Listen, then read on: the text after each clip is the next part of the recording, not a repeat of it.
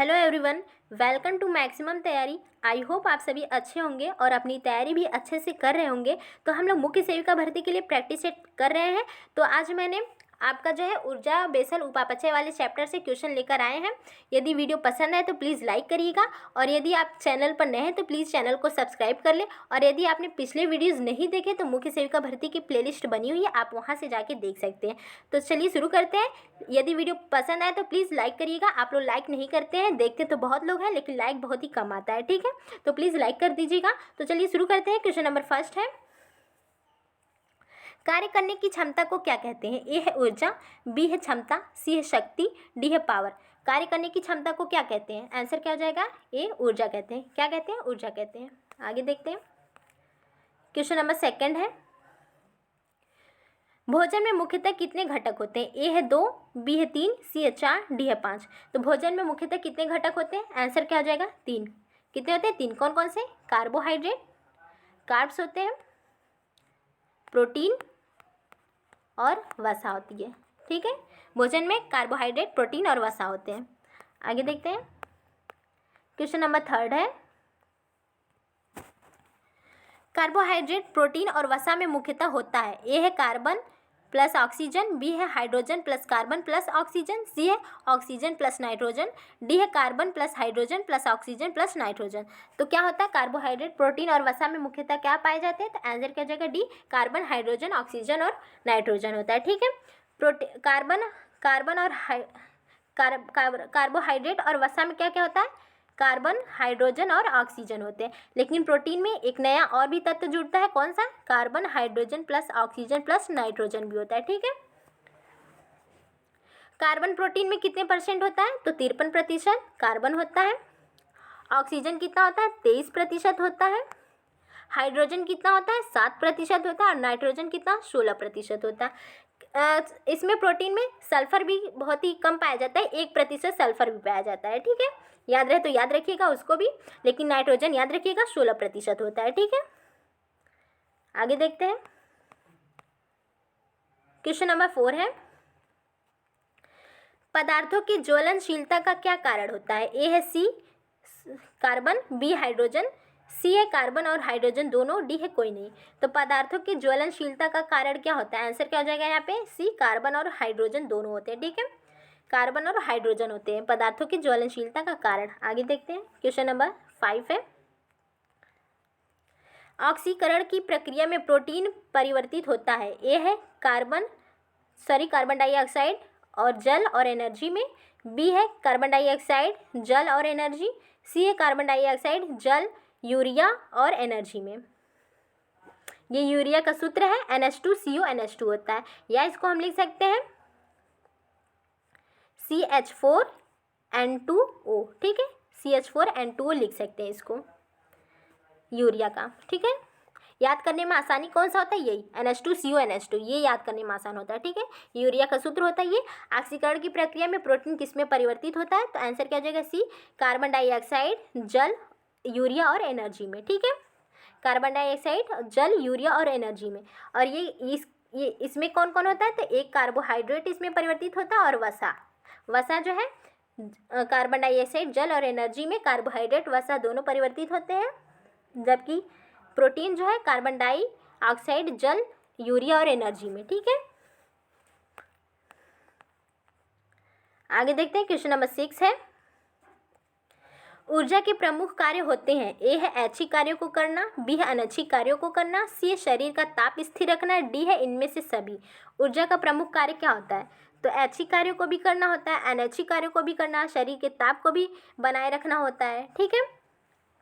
पाचन और अवशोषण की क्रिया भी करना होता है, ठीक है। ऊर्जा के प्रमुख कार्य होते हैं, तो यहाँ पे सभी होंगे, इनमें से सभी। आगे देखते हैं। क्वेश्चन नंबर 7 है, ऊर्जा का मापन किया जाता है। ए है किलो कैलोरी, बी है कैलोरी में, सी है ऊष्मा में, डी है केल्विन में। तो ऊर्जा का मापन किस में किया जाता है? आंसर क्या हो जाएगा यहाँ पे? किलो कैलोरी में। किस में किया जाता है? कैलोरी में किया जाता है। किलो कैलोरी में ऊर्जा का मापन किलो कैलोरी में किया जाता है, ठीक है।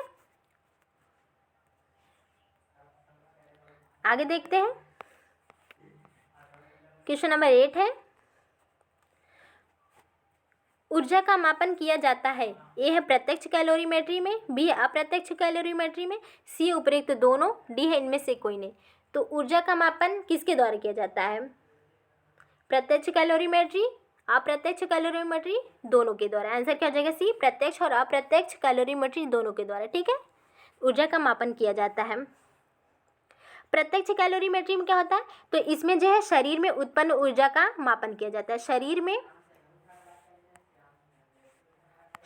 में उत्पन्न ऊर्जा का मापन जो है प्रत्यक्ष कैलोरीमेट्री में करते हैं। अप्रत्यक्ष में क्या करते हैं? तो इसमें जो है जो हम ऑक्सीजन ग्रहण करते हैं और जो हम CO2 निकालते हैं बाहर, जिसे निष्कासित करते हैं, ऑक्सीजन जिसे ग्रहण करते हैं और CO2 जितना हम निकालते हैं बाहर, उन दोनों की मात्रा ज्ञात करने के पश्चात जो है उसकी जो है इसमें मापन किया जाता है, ऊर्जा का मापन किया जाता है इसके आधार पे। ठीक है, ऑक्सीजन की कितनी मात्रा हम ग्रहण कर रहे हैं और कितनी जो है मात्रा CO2 को निकाल रहे हैं, तो उसके आधार पे हम ऊर्जा का मापन करते हैं। किसमें? अप्रत्यक्ष कैलोरीमेट्री में। ठीक है, इसमें क्या होता है? डायरेक्ट शरीर में कितनी ऊर्जा उत्पन्न हो रही है डायरेक्ट करते हैं, इसलिए इसका प्रत्यक्ष कैलोरीमेट्री इसका नाम है। ठीक है, इसके अंतर्गत कौन कौन से प्रत्यक्ष कैलोरीमेट्री के अंतर्गत 2 उपकरण आते हैं? कौन कौन से? बॉम्ब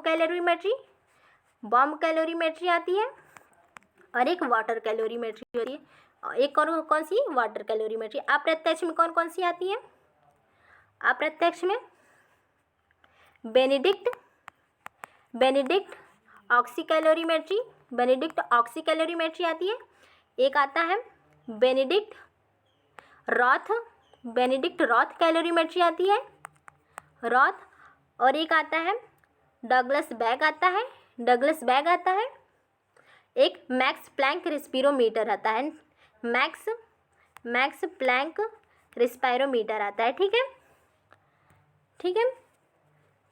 तो ये आते हैं ऊर्जा के मापन कितने कौन? प्रत्यक्ष कैलोरीमेट्री और अप्रत्यक्ष कैलोरीमेट्री। आंसर क्या हो जाएगा? सी, उपयुक्त दोनों के द्वारा किया जाता है। ठीक है, आगे देखते हैं, क्वेश्चन नंबर 9 है, भोज्य पदार्थों के ऊर्जा मूल्य का निर्धारण करते हैं। ए है ऑक्सी कैलोरीमेट्री, बी है बॉम्ब कैलोरीमेट्री, सी है ए और बी दोनों, डी है इनमें से कोई। तो भोज्य पदार्थों में ऊर्जा का मूल्य का निर्धारण किसके द्वारा किया जाता है? भोज्य पदार्थों की ऊर्जा का मूल्य का निर्धारण किसके द्वारा? ऑक्सी कैलोरीमेट्री या फिर बेनेडिक्ट ऑक्सी भी कर सकते हैं और बॉम्ब कैलोरीमेट्री, तो यहाँ दोनों के द्वारा। ठीक है, भोजन में उपस्थित ऊर्जा के मूल्य को ज्ञात करने के लिए ऑक्सी कैलोरीमेट्री और बॉम्ब कैलोरीमेट्री का प्रयोग करते हैं। क्वेश्चन नंबर 10 है, फादर ऑफ न्यूट्रिशन किसे कहते हैं? ए है एंटोनी लेवाइजर को, बी है क्रुइक्सचेक, सी है फंक, डी है मुल्डर। फादर ऑफ न्यूट्रिशन किसे कहते हैं? आंसर क्या हो जाएगा यहाँ पे? एंटोनी लेवाइजर को। किसको कहते हैं? एंटोनी लेवाइजर को कहते हैं। इन्हें फादर ऑफ मेटाबॉलिज्म भी कहते हैं, फादर ऑफ मेटाबॉलिज्म भी कहते हैं। ठीक है, एंटोनी लेवाइजर को। क्रुइक्सचेक किससे संबंधित है? तो इन्होंने किण्वन की खोज की थी। किसकी? किण्वन की खोज की थी क्रुइक्सचेक ने। फंक ने विटामिन शब्द दिया था, मुल्डर प्रोटीन की खोज किसने की थी? मुल्डर ने की थी। कब? 1839 में, 1839 में। ठीक है, आगे देखते हैं, क्वेश्चन नंबर 11 है, इसमें सुमेलित करना है। CHO में कितने ग्राम कैलोरी मिलती है और प्रोटीन में कितना, फैट में कितना, अल्कोहल में कितना। तो CHO में कितना, कार्बोहाइड्रेट में कितना, 4 किलो कैलोरी, और प्रोटीन में भी 4। इसमें जो अगर पॉइंट में दे देगा तो 4.2 और 4.3 जो है प्रोटीन में। ठीक है, फैट में कितना होता है? तो फैट में सबसे अधिक होता है 9 किलो कैलोरी। ठीक है, 9 किलो कैलोरी प्रति ग्राम होता है। अल्कोहल में कितना होता है? तो 7, अल्कोहल में 7 किलो कैलोरी प्रति ग्राम होता है। ठीक है, आगे देखते हैं, क्वेश्चन नंबर 12 है। क्वेश्चन नंबर 12 है, चयापचय प्रक्रिया को सबसे पहली बार किसने स्पष्ट किया था? ए है फंक, बी है हॉपकिंस, सी है एंटोनी लेवाइजर ने, डी है मुल्डर ने। तो चयापचय प्रक्रिया को सबसे पहली बार किसने स्पष्ट किया था? आंसर क्या जाएगा यहाँ पे? एंटोनी लेवाइजर ने। किसने किया था? एंटोनी लेवाइजर ने किया था। मुल्डर के बारे में बताया, प्रोटीन से, फंक विटामिन से। हॉपकिंस ने क्या किया था? फंक ने विटामिन शब्द दिया था, जबकि हॉपकिंस ने विटामिन के बारे में बताया था। ठीक है, हॉपकिंस ने। क्वेश्चन नंबर 13 है, कैलोरीमेट्री कितने प्रकार की होती है? ए है 2, बी है 3, सी है 4, डी है 5। कैलोरीमेट्री कितने प्रकार की होती है? अभी हम लोगों ने ऊपर बात किया है, कितने? 2 प्रकार की होती है। आंसर क्या हो जाएगा? ए, 2 प्रकार। कौन कौन सी? प्रत्यक्ष होती है, एक प्रत्यक्ष होती है और दूसरा अप्रत्यक्ष होती है। प्रत्यक्ष के बारे में बताया 2 आती है, अप्रत्यक्ष के बारे में भी बताया कितनी आती है? 4-5 इसमें भी आती है। ठीक है, आगे देखते हैं, 5 आती हैं। क्वेश्चन नंबर 14 है, कैलोरीमेट्री किसे कहते हैं? ए है भोजन में उपस्थित ऊर्जा की मात्रा को मापने से हम यहाँ पे कैलोरीमेट्री में ये माप यहाँ पे किसे नहीं होगा, यहाँ पे कैलोरीमेट्री का कार्य क्या होता है, का कार्य क्या होता है। ठीक है, कैलोरीमेट्री का कार्य क्या होता है? भोजन में उपस्थित ऊर्जा की मात्रा को मापना, शरीर में उत्पन्न ऊर्जा को मापना और शरीर द्वारा प्रयोग की गई ऊर्जा की मात्रा को मापना। तो कैलोरीमेट्री का कार्य क्या होता है? कैलोरीमेट्री क्या होता है? एक यंत्र होता है, एक मापक यंत्र होता है। ठीक है, भोज्य पदार्थों में उपस्थित या फिर ये क्या करता है? भोजन में उपस्थित ऊर्जा की मात्रा को मापता है, शरीर में उत्पन्न कितनी ऊर्जा हुई है उसको मापता है और शरीर द्वारा प्रयोग की गई ऊर्जा की मात्रा को भी मापता है। ठीक है, तो यहाँ पे सभी होंगे। आंसर क्या हो जाएगा? डी, सभी होंगे। भोजन में भी उपस्थित ऊर्जा की मात्रा, शरीर में हमारे कितना उत्पन्न ऊर्जा हुई उसको मापता है और शरीर द्वारा कितनी ऊर्जा प्रयोग की गई उसको भी मापता है। तो ये कैलोरीमेट्री का कार्य है। क्वेश्चन नंबर 5 है, 1 किलो कैलोरी किसे कहते हैं? तो यहाँ पे आंसर ही दिया है, 1 किलो कैलोरी किसे कहते हैं?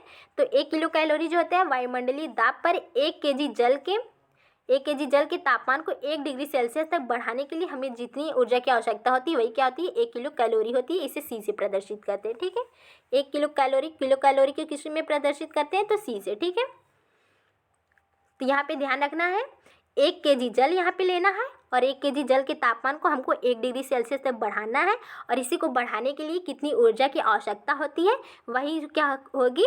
1 किलो कैलोरी कहलाती है। ठीक है, इस तरह से याद रखिएगा आप लोग। क्वेश्चन नंबर 16 है, अंतर्राष्ट्रीय विज्ञान संघ और अंतर्राष्ट्रीय पोषण विज्ञान संघ ने किलो कैलोरी के स्थान पर किसी ऊर्जा की इकाई के रूप में स्वीकारा है? ए है न्यूटन, बी है केवल कैलोरी, सी है जल, डी है शक्ति को। तो पहले क्या थी? किलो कैलोरी थी। ठीक है, ऊर्जा की मात्रा क्या थी? इकाई क्या थी? किलो कैलोरी थी। अब इसी के स्थान पे किसे मान लिया है? किसको? जूल को। आंसर क्या हो जाएगा? सी, जूल को। ठीक है, आगे देखते हैं। क्वेश्चन नंबर 17 है, ऊर्जा की मात्रा है, ए है जूल, बी है एटीपी, सी है CO2, डी है एनर्जी। ऊर्जा की मात्रा क्या है? सॉरी, मुद्रा क्या है? ऊर्जा की मुद्रा क्या है? इकाई पूछेगा तो जूल है। ठीक है, और मुद्रा पूछेगा तो क्या हो जाएगा? B, ATP, adenosine triphosphate. Adenosine triphosphate है। ठीक है, ऊर्जा की मुद्रा है। आगे देखते हैं। क्वेश्चन नंबर 18 है,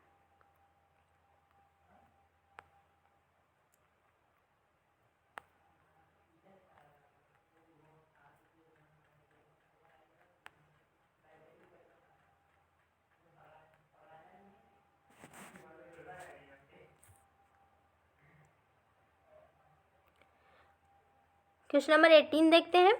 भोजन से प्राप्त ऊर्जा मानव शरीर में किस रूप में परिवर्तित हो जाती है? ए है रासायनिक ऊर्जा में, बी है यांत्रिक ऊर्जा में, सी है विद्युत ऊर्जा में, डी है इनमें से कोई नहीं। तो भोजन से प्राप्त ऊर्जा मानव शरीर में किस रूप में परिवर्तित हो जाती है? आंसर क्या हो जाएगा यहाँ पे? किसमें? बी हो जाएगा, यांत्रिक ऊर्जा में। किस में परिवर्तित होती है? भोजन से प्राप्त ऊर्जा मानव शरीर में किस रूप में परिवर्तित होती है? तो आंसर यांत्रिक ऊर्जा में होता है। ठीक है, याद रखिएगा, ये इंपॉर्टेंट है। क्वेश्चन नंबर 19 है, मानव शरीर में अतिरिक्त ऊर्जा किस रूप में संचित रहती है? ए है ग्लूकोज, बी है ग्लाइकोजन, सी है रक्त, डी है वसा। तो मानव शरीर में अतिरिक्त ऊर्जा किस रूप में होती है? ग्लाइकोजन और वसा दोनों में होती है। ठीक है, ग्लाइकोजन और वसा दोनों के रूप में होती है, लेकिन प्रायोरिटी हम सबसे पहले किसको देंगे? तो वो ग्लाइकोजन को देंगे। चूंकि ग्लाइकोजन भी दिया है तो हम ग्लाइकोजन को देंगे, दोनों दिया रहता तो दोनों भी देते। ठीक है, तो यहाँ पे किसको देंगे? बी हो जाएगा, ग्लाइकोजन को। ठीक है, मानव शरीर में अतिरिक्त ऊर्जा किस रूप में संचित होती है? तो ग्लाइकोजन में होती है। ठीक है, कहाँ? पेशियों में संचित होती है, पेशियों में, यकृत में और फैटी टिश्यू या एडिपोज टिश्यू में। ठीक है, वसी ऊतक में, एडिपोज टिश्यू में। ठीक है, संचित रहती है। आगे देखते हैं। क्वेश्चन नंबर 20 है, उपापचय किसे कहते हैं? ये है सजीवों के शरीर में यहाँ पे आंसर ही दिया है, उस सजीवों के शरीर में होने वाली समस्त जैव रासायनिक क्रियाओं को ही उपापचय कहते हैं। सजीवों के शरीर में होने वाली जितनी भी जैव रासायनिक क्रियाएं होती हैं वे सभी क्या उपापचय कहलाती हैं। ठीक है, उपापचय कहलाती है, तो याद रखिएगा। क्वेश्चन नंबर 21 है, उपापचय के अंतर्गत कितनी क्रियाएं होती हैं? ए है 2, बी है 3, सी है 4, डी है 5। तो उपापचय के अंतर्गत कितनी क्रियाएं होती हैं? आंसर क्या हो जाएगा यहाँ पे? कितनी होती है? 2 होती है। कितनी? 2 होती है। कौन कौन सी होती है? एक एनाबॉलिज्म होता है, एनाबॉलिज्म, और दूसरा कैटाबॉलिज्म। एनाबॉलिज्म और कैटाबॉलिज्म। एनाबॉलिज्म यानी उपचय और कैटाबॉलिज्म यानी अपचय। ठीक है, अपचय, उपचय और अपचय की क्रिया होती है। उपचय में क्या होता है? उपचय में जो है सरल अणुओं से जटिल अणुओं का निर्माण होता है। सरल पदार्थों से जटिल पदार्थों का निर्माण होता है। ठीक है, उपचय में क्या होता है? उपचय में सरल पदार्थों से मिलकर जटिल यौगिकों का निर्माण होता है, जटिल यौगिकों का। फॉर एग्जाम्पल जैसे एमिनो एसिड का मिलकर क्या बनाएंगे? प्रोटीन का निर्माण करेंगे। ठीक है, और ग्लूकोज या शर्करा मिलकर किसका निर्माण करेंगे? कार्बोहाइड्रेट का निर्माण करेंगे। ठीक है, और फैटी एसिड मिलके क्या करेंगे? फैटी एसिड और ग्लिसरॉल मिलके क्या करेंगे? तो वो किसका? वसा का निर्माण करेंगे। ठीक है, फैटी एसिड और ग्लिसरॉल मिलके वसा का निर्माण करेंगे। तो यहाँ पे सबसे छोटी इकाई क्या है? Amino acid. प्रोटीन की सबसे छोटी इकाई क्या? एमिनो होती है, एमिनो एसिड होती है। इसी तरह कार्बोहाइड्रेट की ग्लूकोज होती है। तो अब यही कई सारे एमिनो एसिड मिलके क्या बनाएंगे? प्रोटीन। तो ये क्या? एक जटिल अणु मिलके बन रहा है ना, तो ये उपचय की क्रिया इसमें हो रही है। कई सारे ग्लूकोज मिलके क्या बनाएंगे? कार्बोहाइड्रेट बनाएंगे। तो यहाँ पे ये जटिल यौगिक बन रहा है। ठीक है, तो यहाँ पे उपचय की क्रिया होती है। ठीक है, ठीक इसी का उल्टा क्या होता है? अपचय होता है। अपचय में क्या होता है? जटिल यौगिक जो है टूट के सरल यौगिक में बनते हैं। ठीक है, इसमें क्या होता है कि अपचय की क्रिया में जटिल यौगिक क्या करते हैं? इनका ये टूटते हैं और सरल यौगिक में हो जाते हैं, रूपांतरित हो जाते हैं। ठीक है, प्रोटीन टूटता है तो अमीनो एसिड में बदल जाएगा अपचय में, और कार्बोहाइड्रेट ग्लूकोज में, और वसा फैटी एसिड में बदल जाता है। ठीक है, तो ये ठीक उल्टा प्रोसेस होता है। उपचय में जटिल में निर्माण होंगे यानी प्रोटीन, और प्रोटीन जब टूटेगा तो सरल में होगा, ये अपचय की क्रिया होती है। तो ये क्या? दोनों का उल्टा प्रोसेस होता है। ठीक है, अपचय उपचय समझ में आया ना? उपचय में जटिल यौगिक निर्माण होंगे जैसे कि प्रोटीन, कार्बोहाइड्रेट और वसा, और जबकि इसमें क्या? अपचय में ये इनका टूटना होगा। ठीक है, तो आंसर यहाँ पे क्या हो जाएगा? 2 प्रकार के होते हैं। आगे देखते हैं, क्वेश्चन नंबर 22 है,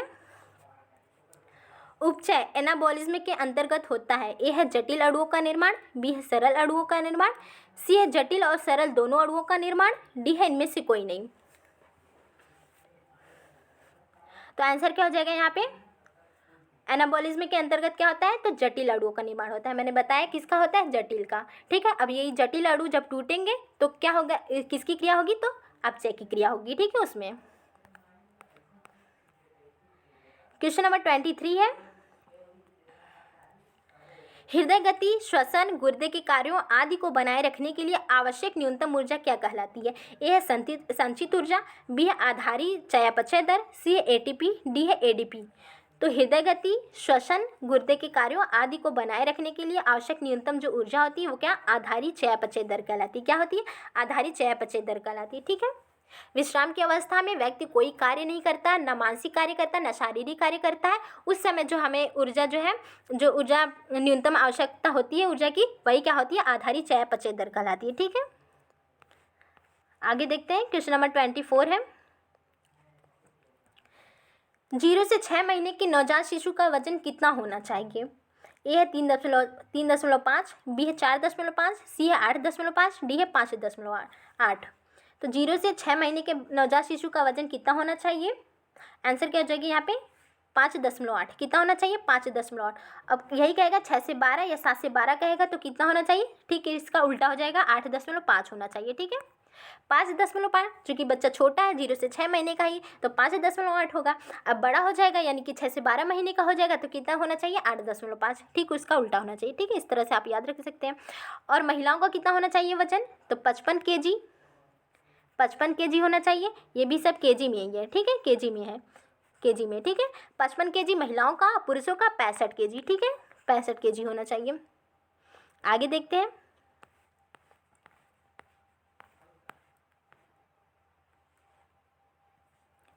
क्वेश्चन नंबर 25 है, 0 से 6 महीने की नवजात को प्रोटीन की कितनी आवश्यकता होती है? ए है 8.1 किलोग्राम, बी है 10.5 kg, सी है 45.7 ग्राम और डी है 54। तो कितना होता है? 0 से 6 महीने के नवजात को कितनी प्रोटीन की आवश्यकता होगी? आंसर क्या हो जाएगा यहाँ पे? 8.1 kg की। कितनी? 8.1 kg। ज़्यादा चाहिए होता, क्यों? क्योंकि बालक जो है अभी बहुत ही छोटा है और उसको क्या, उसके हड्डियों का निर्माण करने के लिए क्या प्रोटीन की अधिक आवश्यकता है, क्योंकि हड्डियों की मरम्मत और निर्माण किसके द्वारा? तो प्रोटीन ही का कार्य ही होता है। तो यहाँ पे क्या हो जाएगा? ज़्यादा हो चाहिएगा 8.1 kg, ठीक है। और 7 से 12 या 6 से 12 महीने के बालक को कितना? 10.5 kg, ठीक है। 7 से 12 मंथ के बालक को 10.5 kg। और सभी महिलाओं को कितना? चाहे सीडेंट्री हो या मॉडरेट हो या हैवी महिला हो, कितना चाहिएगा? 45.7 ग्राम चाहिए, ठीक है। 45.7 ग्राम जो है सभी महिलाओं को, चाहे सीडेंट्री हो या मॉडरेट हो या फिर हैवी हो, सबको इतना चाहिए। लेकिन अगर प्रेग्नेंट वुमेन पूछे तो कितना? तो इसमें प्लस ऐड अतिरिक्त किया जाएगा, इसमें ऐड किया जाएगा कितना? प्रेग्नेंट वुमेन के लिए यदि सेकेंड ट्राइमेस्टर उसका चल रहा है तो कितना चाहिए? तो 9.2 ग्राम अतिरिक्त प्रोटीन की आवश्यकता होगी। और यदि लैक्टेशनल वुमेन है तो उसको कितना चाहिए होगा? ये है सेकेंड ट्राइमेस्टर के लिए 9.2 ग्राम, ठीक है। और यदि जो है थर्ड ट्राइमेस्टर चलेगा तो उसमें 22 ग्राम ऐड होगा, ठीक है।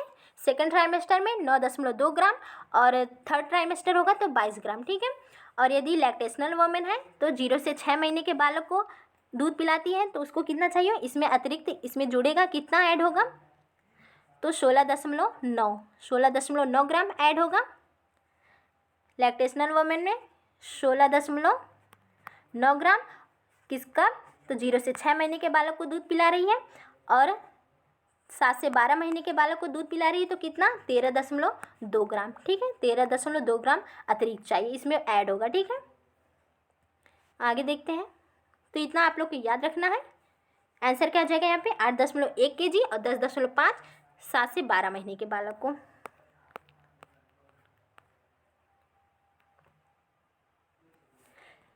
क्वेश्चन नंबर 26 है, 0 से 6 महीने के शिशु को कार्बोज की आवश्यकता होती है। ए है 95 ग्राम, बी है 55 ग्राम, सी है 130 ग्राम, डी है 175 ग्राम।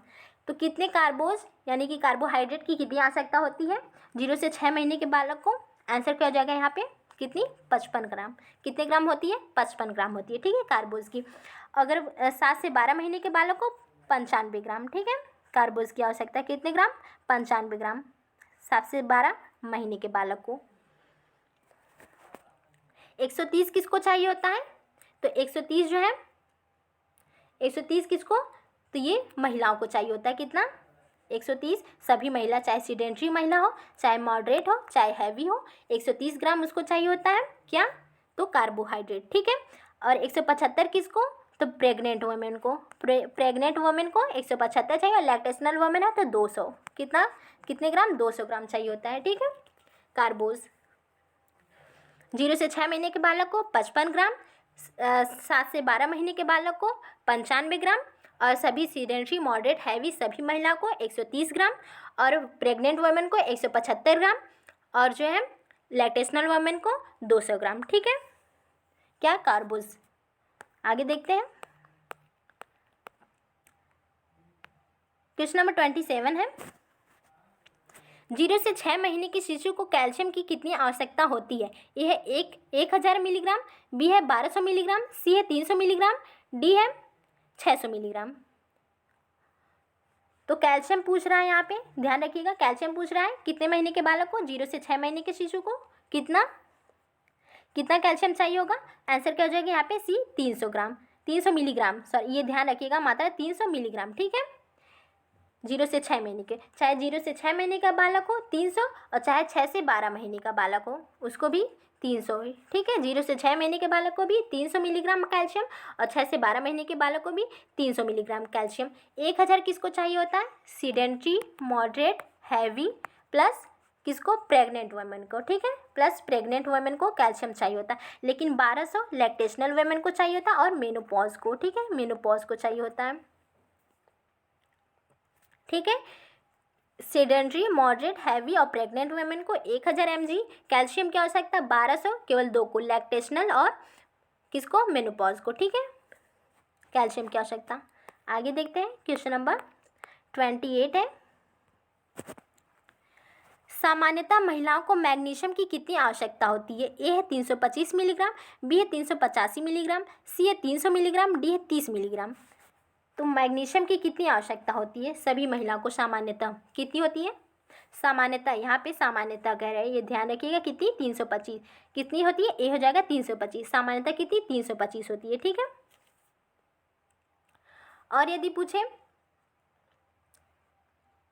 325 इसको चाहिए, और लैक्टेशनल प्रेग्नेंट वुमेन को कितना चाहिए? प्रेग्नेंट वुमेन को 385, ठीक है, 385 जो है प्रेग्नेंट वुमेन को चाहिए, क्या? मैग्नीशियम। 385 प्रेग्नेंट वुमेन को, और लैक्टेशनल को कितना? लैक्टेशनल को 325 ही चाहिए होता है, ठीक है। मैग्नीशियम लैक्टेशनल को 325 ही चाहिए। यहाँ पे महिला क्या है? प्रेग्नेंट है, तो यहाँ पे इसको मैग्नीशियम की ज़्यादा आवश्यकता है, ठीक है। तो यहाँ 385 है, और बाकी चाहे प्रेग्नेंट चाहे सामान्य महिला हो या फिर लैक्टेशनल वुमेन हो, इसको 325 ही चाहिए, ठीक है। ध्यान में रखिए किसको? कि 385 प्रेग्नेंट वुमेन को और 325 सभी को, ठीक है। 30 मिलीग्राम मैग्नीशियम किसको आवश्यकता होती है? किसको 30 मिलीग्राम की? 30 की किसको? 0 से 6 महीने के बालक को, 0 से 6 महीने के बालक को 30 मिलीग्राम चाहिए होता है, ठीक है। और 6 से 12 महीने के बालक को 75 मिलीग्राम, ठीक है, 75 मिलीग्राम। 30 मिलीग्राम 0 से 6 महीने के बालक को, 75 मिलीग्राम जो है 6 से 12 महीने के बालक को।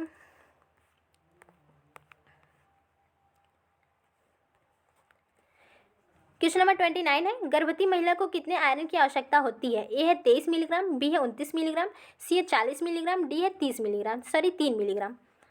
तो आयरन यहाँ पे पूछ रहा है, ठीक है। तो सामान्यतः सभी महिलाओं को कितनी आयरन की आवश्यकता होती है? तो 29, सामान्यतः जो है सभी महिला को 29।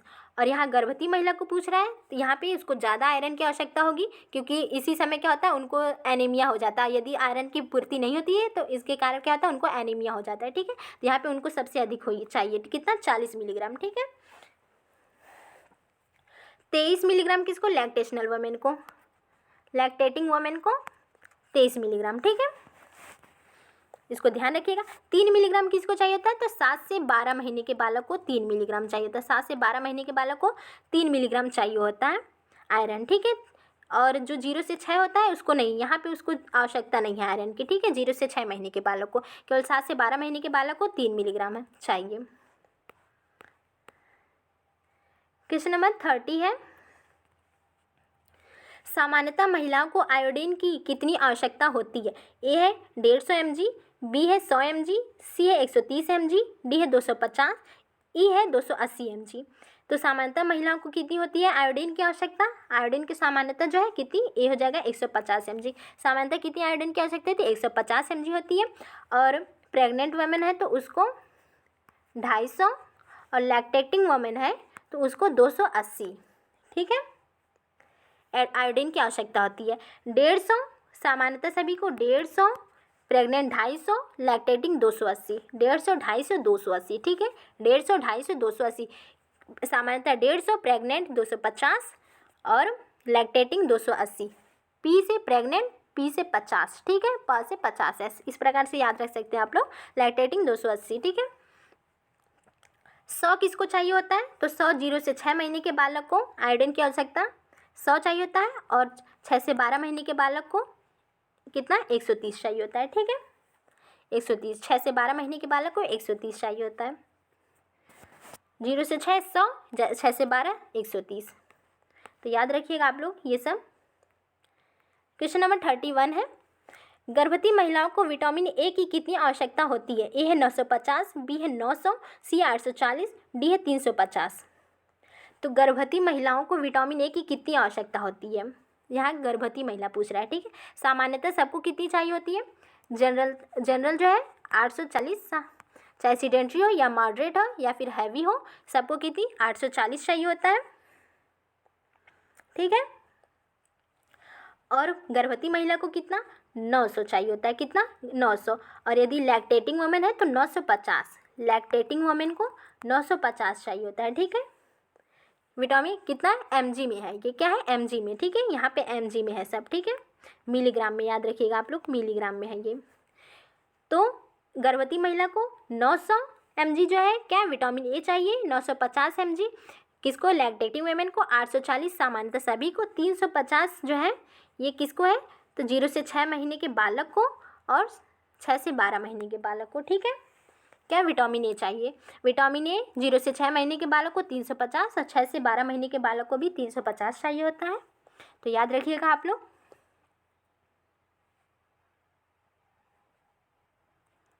आगे देखते हैं, क्वेश्चन नंबर 32 है, गर्भवती महिलाओं को विटामिन डी की कितनी आवश्यकता होती है। ए है 400 इंटरनेशनल यूनिट, बी है 600 इंटरनेशनल यूनिट, सी है 950 इंटरनेशनल यूनिट, डी है 900 इंटरनेशनल यूनिट। तो गर्भवती महिलाओं को विटामिन डी की कितनी आवश्यकता होती है। वहाँ पे हम लोगों ने विटामिन ए पढ़ा कि गर्भवती महिला को विटामिन ए की कितनी 900 mg और लैक्टेटिंग वुमेन को 950 mg, 840 सामान्यतः सभी को और 350 विटामिन ए जो है शिशुओं को चाहिए होता है, ठीक है। अब यहाँ पे विटामिन डी पूछ रहा है, तो विटामिन डी गर्भवती महिला, चाहे गर्भवती महिला हो, सीडेंट्री हो या मॉडरेट हो, सीडेंट्री मॉडरेट या हैवी वर्कर हो या फिर लैक्टेटिंग वुमेन हो, सबको कितना चाहिए 600 इंटरनेशनल यूनिट, ठीक है। 600 इंटरनेशनल यूनिट जो है ये चाहिए विटामिन डी। और शिशुओं को कितना चाहिए होता है, चाहे 0 से 6 महीने के बालक हो या 7 से 12 महीने के बालक हो, 400 इंटरनेशनल यूनिट चाहिए होता है, ठीक है। 400 इंटरनेशनल यूनिट चाहिए होता है 0 से 6 महीने के बालक को और 7 से 12 महीने के बालक को, चाहे कोई भी महिला हो, चाहे लैक्टेटिंग हो, प्रेग्नेंट हो, चाहे सेडेंट्री मॉडरेट या हैवी हो, सबको 600, ठीक है। तो यहाँ पे बी हो जाएगा, याद रखिएगा आप लोग। कई बार बोलने का यही है कि आप लोग को याद हो जाए, ठीक है। क्वेश्चन नंबर 33 है, स्तनपान कराने वाली महिलाओं को विटामिन B12 की कितनी आवश्यकता होती है। ए है 2.5 mg, बी है 2.5 प्लस 0.25 mg, सी है 2.5 प्लस 1.04 mg, डी है 1.2 mg। तो स्तनपान, यहाँ ध्यान रखिए, स्तनपान कराने वाली महिला कह रही है, ठीक है। सामान्यतः विटामिन B12 की कितनी सभी महिलाओं को होती है, चाहे सीडेंट्री मॉडरेट या हैवी, सबको कितनी होती है विटामिन B12 की 2.5 होती है, ठीक है। सभी महिलाओं को 2.5 होती है। यदि महिला जो है प्रेग्नेंट है तो उसको इसमें ऐड होगा 2.5 प्लस 0.25, ठीक है। आसानी से याद हो जाएगा, 2.5 सभी को है और प्रेग्नेंट है तो थोड़ा सा अधिक, उसको थोड़ा सा कम चाहिए होगा, मतलब अधिक में थोड़ा सा ऐड होगा ना, तो 0.25, ठीक है, ऐड होगा इसमें 0.25। और यदि जो है लैक्टेटिंग वुमेन है तो उसको कितना चाहिए होगा, तो आंसर यहाँ पे हो जाएगा सी, 2.5 प्लस 1.04 mg, ठीक है। इसमें ऐड क्या होगा 1.04 mg, ठीक है। और 0 से 6 महीने के बालक को 1.2 mg, 0 से 6 मंथ के बालक को 1.2 mg चाहिए क्या, विटामिन B12। तो ये तीनों जरूर से याद रखिएगा आप लोग, इन तीनों का 2.5 सामान्यतः, 2.5 प्लस 0.25 प्रेग्नेंट, 2.5 प्लस 1.04 mg ये चाहिए लैक्टेटिंग वुमेन को, 1.2 mg चाहिए 0 से 6 महीने के बालक को और 0.6 mg चाहिए होता है 7 से 12 महीने के बालक को, ठीक है। आगे देखते हैं, क्वेश्चन नंबर 34 है, खाद्य पदार्थों में उपस्थित ऊर्जा के मापन हेतु कैलोरी शब्द का सर्वप्रथम प्रयोग किसने किया था। खाद्य पदार्थों में उपस्थित ऊर्जा के मापन के लिए कैलोरी शब्द का सर्वप्रथम प्रयोग, आंसर क्या हो जाएगा, यहाँ पे पूछ रहा है AWO एडवाटर ने, लाप्लेस ने, एंटोनी लेवाइजर ने, डी है बेनेडिक्ट ने। तो यहाँ पे ध्यान रखना है कैलोरी शब्द का सर्वप्रथम प्रयोग की, ठीक है। तो यहाँ पे WO एडवाटर ने, किसने, एडवाटर ने किया था, ठीक है, कैलोरी शब्द का प्रयोग। एंटोनी लेवाइजर हम लोग पढ़ा father of metabolism, father of nutrition, ठीक है। क्वेश्चन नंबर 35 है, एक औसत भारतीय व्यक्ति की बेसल उपापचय दर कितनी होती है। ए है 1500 से 1600 किलो कैलोरी, बी है 1700 से 2000 किलो कैलोरी, सी है 1750 से 1900 किलो कैलोरी, डी है 1800 से 2100 किलो कैलोरी। तो एक औसत भारतीय व्यक्ति की बेसल उपापचय दर कितना होता है, यानी BMR पूछ रहा है, बेसल मेटाबॉलिक रेट कितना होता है, औसतन कितना होता है। तो आंसर क्या हो जाए यहाँ पे सी, 1750 से 1900 किलो कैलोरी होता है, ठीक है। आगे देखते हैं, क्वेश्चन नंबर 36 है, हमारे शरीर के द्वारा कार्बोहाइड्रेट, वसा और प्रोटीन का कितने प्रतिशत भाग अवशोषित किया जाता है। तो ये क्वेश्चन मैंने आप सभी के लिए लाया है। आप लोग कमेंट में बताइएगा कि कार्बोहाइड्रेट, वसा और प्रोटीन का कितना प्रतिशत भाग जो है हमारे शरीर के द्वारा अवशोषित किया जाता है। तो ये आप लोग बताइएगा कमेंट में। और आज के लिए बस इतना ही। वीडियो पसंद है तो प्लीज़ लाइक, शेयर और सब्सक्राइब जरूर करिएगा और कमेंट में बताइएगा कि आपके कितने क्वेश्चन सही रहे और क्वेश्चन आपको कैसा लगा, ठीक है। और इसका आंसर आप लोग ज़रूर दीजिएगा कमेंट में। और आज के लिए बस इतना ही। और एक बात बताना है कि आपकी जो है सैटरडे और संडे क्लासेस बंद रहेंगी, तो मंडे से क्लास रहेगी आपकी, ठीक है। तो आज के लिए बस इतना ही। धन्यवाद।